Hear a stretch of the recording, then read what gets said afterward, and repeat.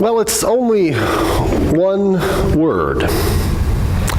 8 letters in the English language, to be precise. And heard in most contexts, it might go unnoticed, perhaps even be considered unimportant. But in our reading today, it is the word upon which a complete theology and subsequent ideology has come to rest. In fact, the word has become so important and in some circles controversial. In most versions of the Bible anymore, scholars now place an asterisk by it, along with clarification about its meaning. If you read the text from your pew Bible this morning, you probably noticed it. It's found right next to the word dominion. It's actually used twice in Genesis chapter 1, but most make reference to its use in verse 28, which reads, God blessed humankind and said to them, be fruitful and multiply and fill the earth and subdue it, and have dominion over the fish of the sea and over the birds of the air and over every living thing that moves upon the earth. In other words, God creates humanity, and one of the first things God does is to give us dominion over all of these things,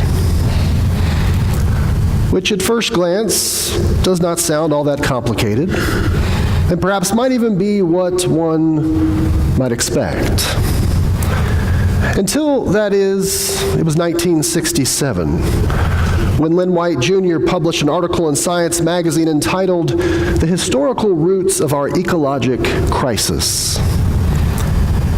In the article, White argues that over time, the world will suffer in large part due to the church's teachings on that one simple word. In the first story of Genesis, we know it as dominion. There's a good chance you've never read this article before. I mean, it was published almost 50 years ago. And yet it changed the conversation about stewardship in the church. In fact, when I went back and read it recently, I could not help but wonder if White was right. After all, there's a large segment of Christianity, even today, that still reads this story from Genesis as permission to subdue the land and all creatures therein by whatever means and methods necessary. The creation was made for humanity so that we can do with it whatever we please. And whether you realize it or not, you've heard this argument recently, even as currently as debates taking place in our political discourse regarding creation care. Or at least I know I have. With regard to regulations on waste and pollutants, the mistreatment of animals, where companies can drill for oil, and of course in the debate about climate change.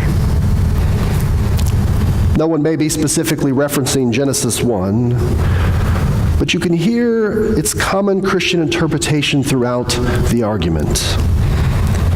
That humankind was given the mandate to bring the world into submission for the sole benefit of humanity.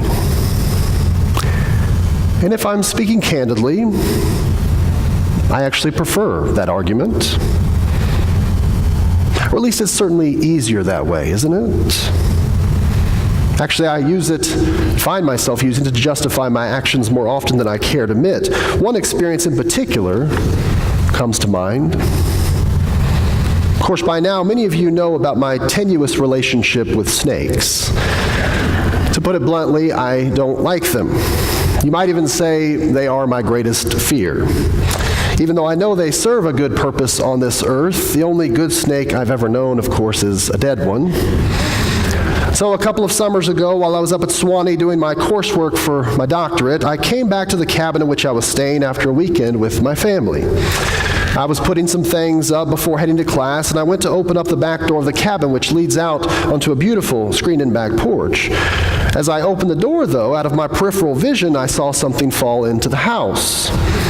I looked down, it looked back at me, and before I could react, a snake slithered underneath the refrigerator in the kitchen. Now, for those of you who have heard my first snake in the house experience, yes, you're right. My worst nightmare has actually happened more than once, twice in fact. A snake was in my house once again. Well, immediately I froze, unsure about what to do, and so I called the security guard at the front of the community to see if he could offer any suggestions. Hello? Yes, sir, my name's Nathan Brown, and I'm staying up here at a friend's house, and a snake has just come into the house. What'd you say your name was, and where are you staying again? I'm staying at the little cabin, and a snake has just come into the house. Well, I didn't know you were staying there. I need to know more information for security purposes. Sir, maybe you didn't hear me. There's a snake in the house. Well, what kind of snake is it? I'm sorry, there must be a bad connection here, because if you'd heard me, you know it doesn't matter. Oh, well, you know that snake's just looking for a cool spot. Is there by chance someone else I can talk to about this? Don't worry, I'll send the guys from maintenance. They should be able to get him out. Well, how long will that be? Well, they're at lunch right now, so it'll be a few minutes. Well, at this point, I've reached into the closet and pulled out a canoe paddle, a hammer, and some rubber boots. How any of these items are going to help me, I have no idea. A few minutes later, the guys from maintenance show up, and as they walk in, one of them asks me, well, do you know what kind it is? I asked, are you the same person I just talked to on the phone? He's just looking for a cool spot. So I replied. I went out on the porch, and the guys brought the snake out, a foot-long racer snake, harmless, in fact. But they released it back into the woods, alive.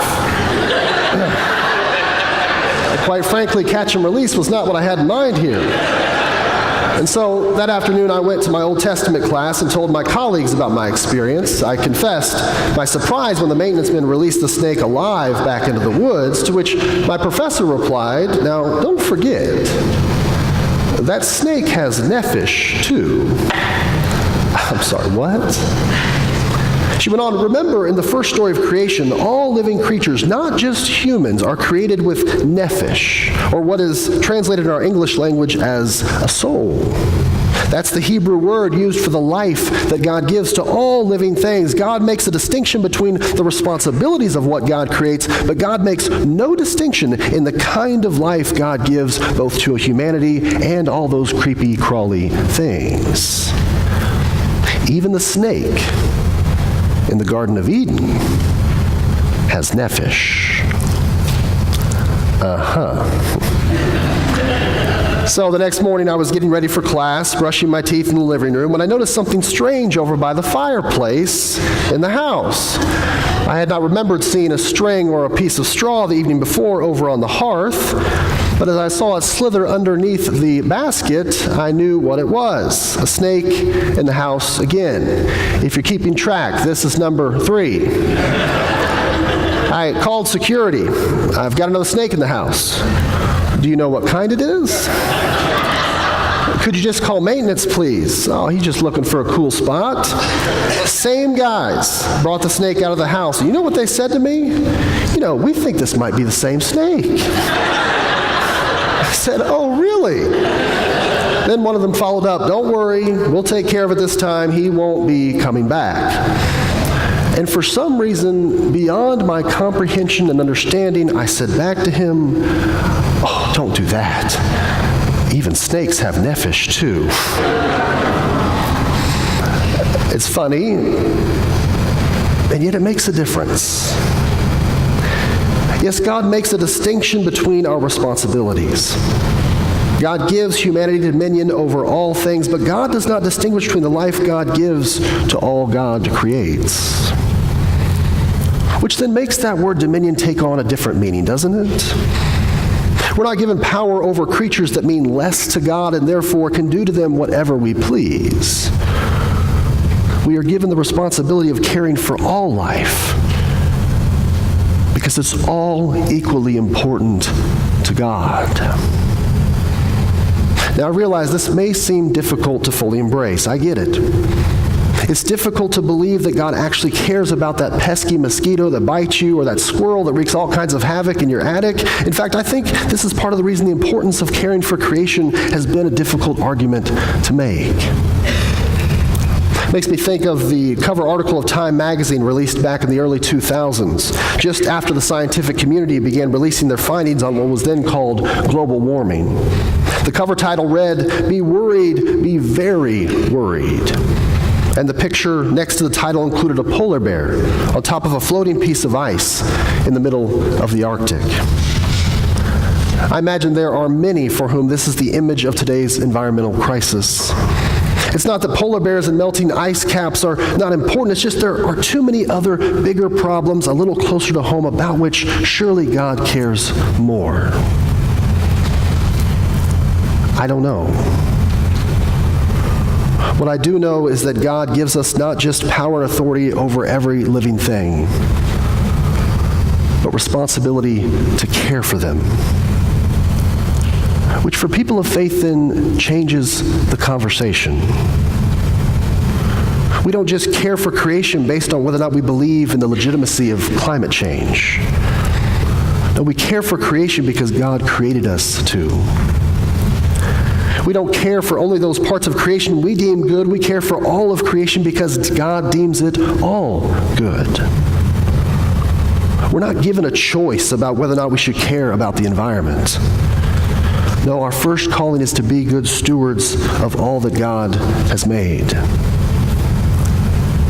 For the church, creation care isn't first a political issue. It's a theological one. One about which there are many relatively easy things we can do. And we're already doing many of them. Like practicing those 3 R's we learned in elementary school: reduce, reuse, recycle. Thinking of Earth Day not just one time a year, but every day. Advocating for environmentally friendly legislation. Actually, Sandy Springs Christian Church has already done something significant about it, becoming a green chalice church through our denomination, promising to be environmentally friendly in all the ministry that we do. The truth is, there are plenty of things people of faith can do and already do each and every day. And yet I rarely preach about this. In fact, in all the time that I've been preaching on a weekly basis, this is one of a handful of sermons I've preached on creation care. Maybe because it's difficult to make it relevant to people's lives. Maybe it's too hot a topic given the conversation we're having about climate change these days. I mean, from the greenhouse effect to global warming to climate change, and now the new language emerging regarding this conversation, anything that's gone through that many descriptive iterations is hard to talk about. And yet, I don't think that's it either. No, I think the real challenge is recognizing that it's not even ultimately first about creation care. It's about how we see everything. Do we see the world as a problem about which something should be done? Or do we see it as God's good gift with which we should be in relationship? In the end, that is, after all, what stewardship is. It's really changing a mindset. A mindset that snakes, somehow even snakes, that they have Nephesh too.